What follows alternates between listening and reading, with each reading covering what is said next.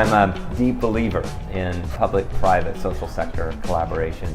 I think that we're seeing some real evidence that if designed well, if clear aligned intentions, we can actually make good progress. PATH has been part of a number of these as an intermediary, from developing the first meningitis A vaccine that now is essentially seeing 300 million people get this vaccine. That was a public-private social sector partnership. They're hard to do. They're going to take more than just a hand-waving statement by political leaders, but actually real commitment from leaders of all sectors.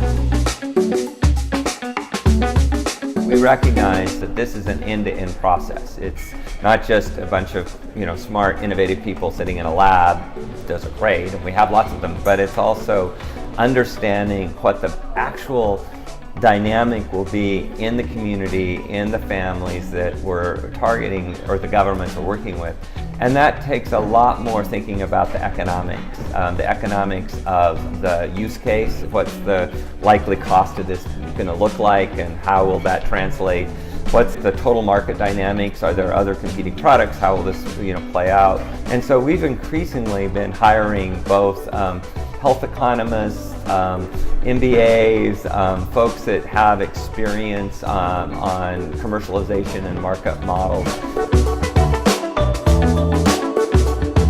We've had instances where we thought a technical idea was superior, but once we actually studied it better from an economic point of view or from a partnership point of view, we understood that actually maybe this big investment in a new drug might actually cost a lot of money, might be interesting scientifically, but it wasn't going to either improve the efficacy or lower the cost against an existing product. So then we've had to look ourselves very honestly and say, is it worth doing?